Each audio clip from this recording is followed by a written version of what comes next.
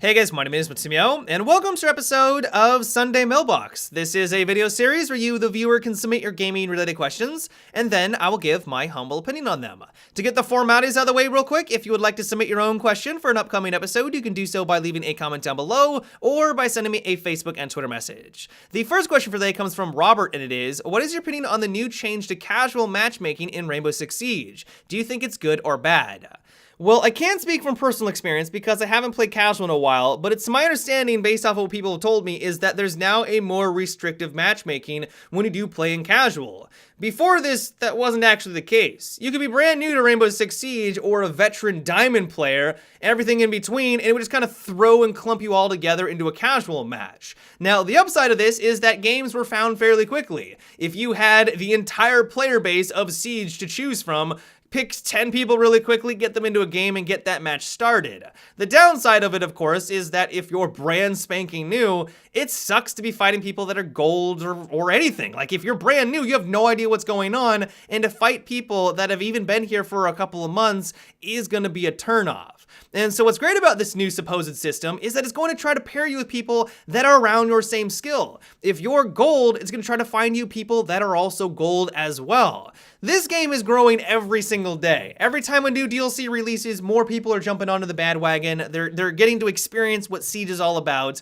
But as soon as you pair them with people who have been here since the very beginning, it's gonna be a pretty steep learning curve. This is actually the reason why I would always recommend to newer players to jump into ranked as soon as possible. Those first 10 placement matches might be a bit rough, but after that, even if you've been placed into copper or silver or whatever, you're now in a ranking system that is hopefully pairing you with people that are also in your same position, and you're gonna have a much more enjoyable gameplay experience. Now, the downside of this, and the reason why it's caused a bit of a controversy, and you might be thinking, how is there a downside to matchmaking? Well, the reason why people are a bit upset is that now if you just want to jump in for a quick casual game, it's going to take you longer to find a match. If it's narrowing its search and restrictions to just gold players or around that level, that's less players to choose from. And so instead of having the entire Siege player base at your disposal when you click the casual button, it's making it more restrictive. And so I've heard people that have had like 25-minute queues, 30-minute queues before it actually finds a game.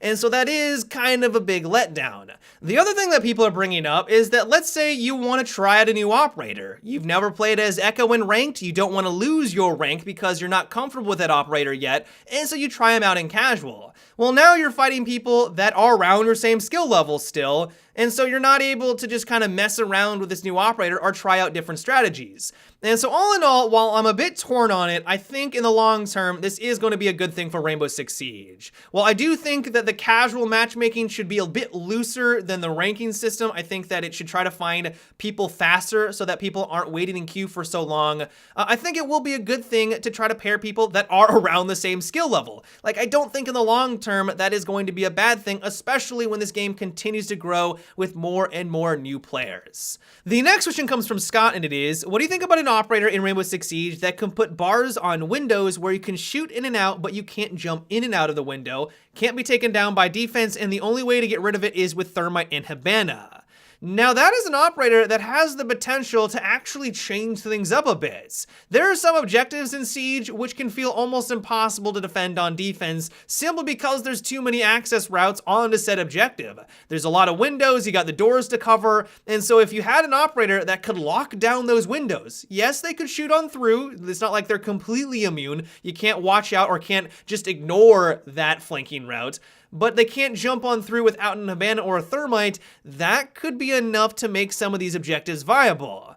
On top of that, if Thermite is having to place down his charge onto a window that everyone can see from the inside, they're going to be able to hear him place the charge around the corner really quickly and shoot him in the face and take him down that way, so it'd also be very risky to play as Thermite in those situations as well. We could even take it a step further and make it more powerful by working with other operators. You got this guy, Castle and Mute. You place down your bars, you then place down the castle barricade, and then you mute the entire thing.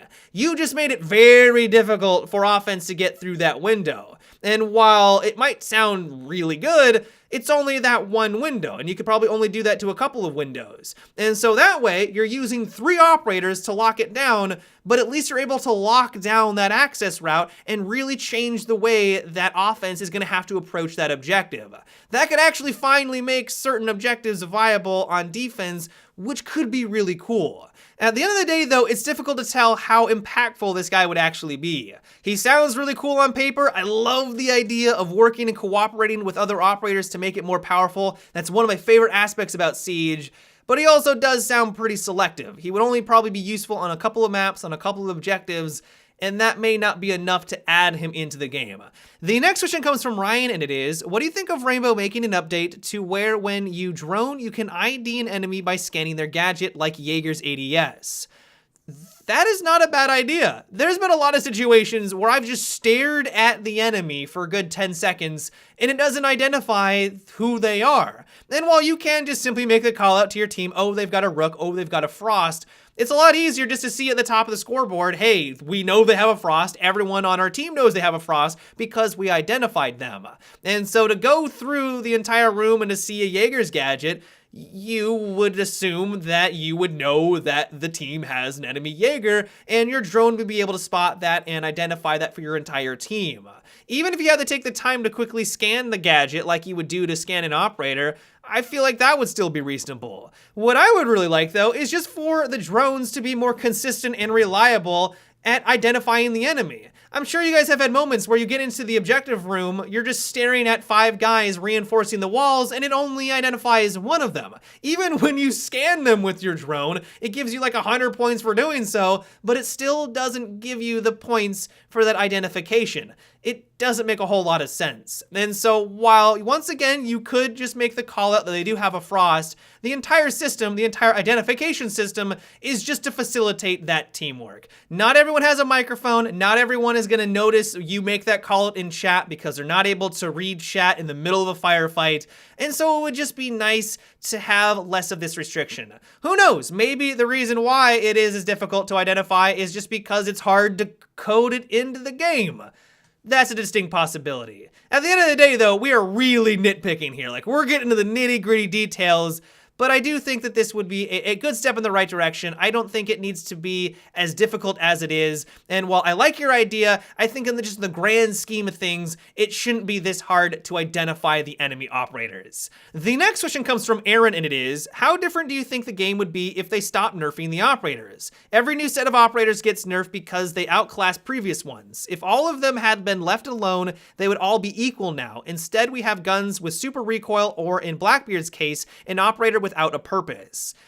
That is not how you balance out a first-person shooter. What it sounds like is that you were a Blackbeard player who is now upset that he's not the godlike state that he used to be. Honestly, Blackbeard is an okay operator. I think that he might need a couple of tweaks here and there. I think his gun might need a little bit of loving.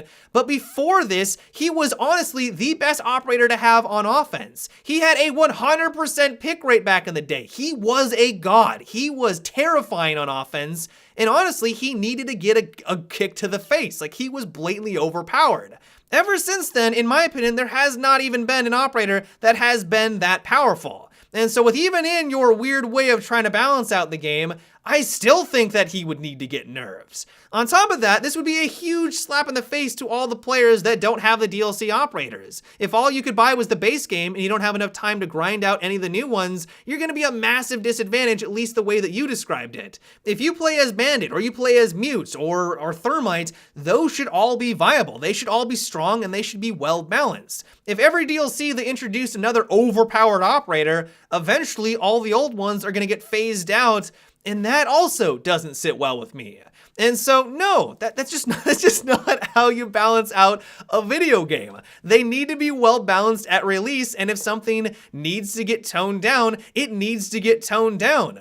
And so I'm going to have to disagree with you on this one completely. I understand where you're coming from. If you love an operator and they get kicked in the face, that sucks. but that is just an important part about any video game, and it's definitely necessary for Rainbow Six Siege. But yeah, guys, that is it for today's Sunday Mailbox. I hope you enjoyed.